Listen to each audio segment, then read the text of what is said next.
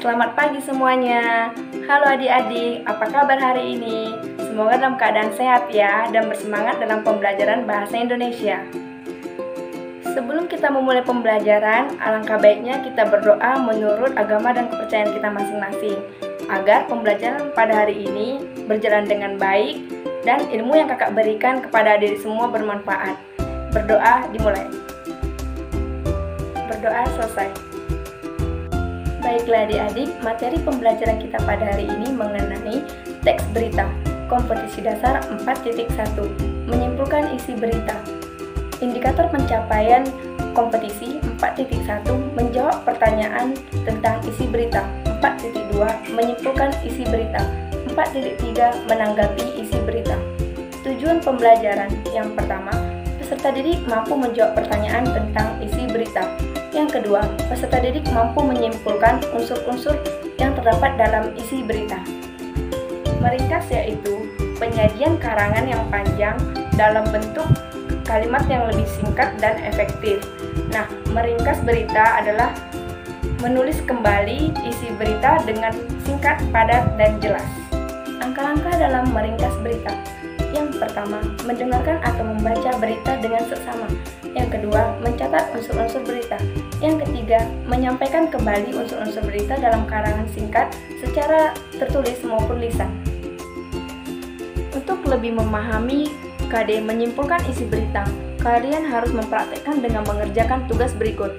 Yang pertama, simaklah video berita tersebut. Yang kedua, catatlah unsur-unsur berita yang ada dalam video tersebut. Yang ketiga, buatlah ringkasan dari unsur berita yang kalian catat, kemudian rangkailah dalam bentuk sebuah paragraf. Selamat mengerjakan. Dari informasi lain, pemirsa, sejumlah anak dirawat di RSUD Ciamis dengan gejala pusing, diare, dan muntah-muntah. Diduga anak-anak tersebut mengalami keracunan setelah makan permen. Disinilah pemirsa kakak beradik dari Muhammad Rifki dan Muhammad Syarif Hidayat berusia 4 tahun warga Gunung Sari Ciamis yang dirawat di RSUD Ciamis ini.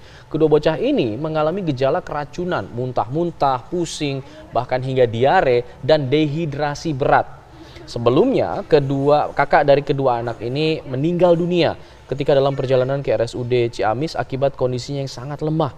Menurut orang tua korban, anak-anaknya mengalami gejala tersebut usai menyantap permen berbentuk lipstik.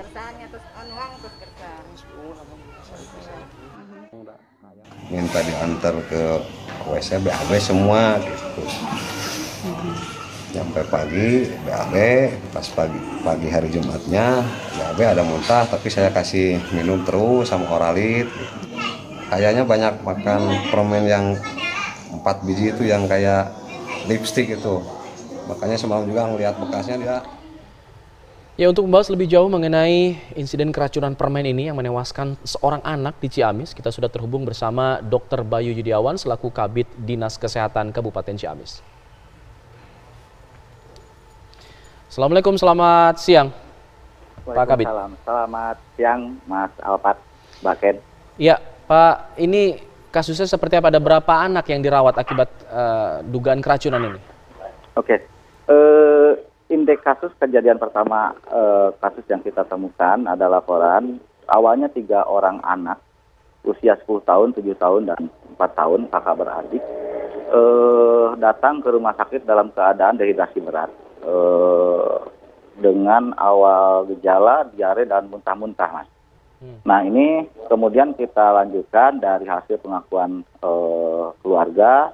Sebelumnya ada riwayat kesamaan bahwa mereka mengkonsumsi makanan-makanan tertentu dan ternyata ditemukan kesamaan pada kasus-kasus lainnya di jumlah semua sekarang jadi 5 anak. Begitu. Artinya sudah bisa dipastikan atau dikonfirmasi anak-anak ini keracunan permen tersebut, Pak Bayu? Oke, untuk konfirmasi atau konklusi kausa kasus kita belum bisa menyimpulkan secara pasti karena masih dalam tahap penyelidikan epidemiologi ya Mbak. Karena untuk sampai ke tahap konklusi kita membutuhkan beberapa proses ya. Yang pertama adalah kajian epidemiologiknya itu sendiri, yang kemudian temuan-temuan objektif yang harus kita kumpulkan, termasuk hasil pemeriksaan laboratorium dari klinik keadaan medis anak ini sama laboratorium dari zat makanannya itu sendiri. Gitu. Oke, tadi dokter bilang ada kesamaan dari 5 anak yang dirawat ini. Kesamaannya apa? Dari anamnesa didapatkan bahwa mereka mengkonsumsi permen yang berbentuk lipstik itu. Tapi kita juga belum menyimpulkan apakah kausanya memang itu atau bukan. Dan mengembangkan kasus, kita juga bekerja sama dengan pihak lainnya, termasuk dari Polres, kemudian Komisi Perlindungan Anak ya. Di antaranya langkah-langkah yang kita ambil, kita kaji dari insiden rate-nya juga. Ada berapa orang yang makan permen tersebut, kemudian yang memberikan gejala berapa orang, jadi prevalensinya bisa kita hitung. Kebetulan juga di sini ada korban meninggal, jadi kita hitung kasus case fatality rate-nya. Dari situ nanti bisa kita temukan apakah betul ada korelasi penyebab dari konsumsi permen ini dengan kasus yang terjadi. Karena ternyata dari anamnesa keluarga juga mengakui bahwa tidak hanya itu yang dikonsumsi, jadi bisa saja dari faktor lain. Dan dari hasil laboratorium klinis dari perawatan di rumah sakit, resume medis menyatakan bahwa utama penyebab kejadian kasus adalah infeksi. Apakah ada zat racun di antaranya ada atau tidak, kita masih menunggu kajian dari Lokapom, Oke. BPOM. Pak Bayu, sambil menunggu kajian, tapi artinya tadi ada kesamaan yang mengarah indikasinya pada permen ini. Sedangkan sejauh ini masih menunggu hasil laboratorium dan kajian tersebut. Lalu bagaimana dengan peredaran permen ini, Pak? Yang tentunya juga perlu diwaspadai. Ya, untuk sementara kemarin kita sudah ke lapangan tindak lanjut, mungkin kita berkoordinasikan dengan pihak kepolisian. Tapi untuk waktu kita terakhir kemarin ke lapangan mencari produk-produk ini sudah agak susah di lapangan, karena kita juga kan mencari sebanyak mungkin sampel sehingga kita bisa menghasilkan analisis yang lebih tepat. Karena kita juga kan nanti melihat nomor batch-nya, kemudian waktu pada expire date-nya dan segala macam kita kaji di situ.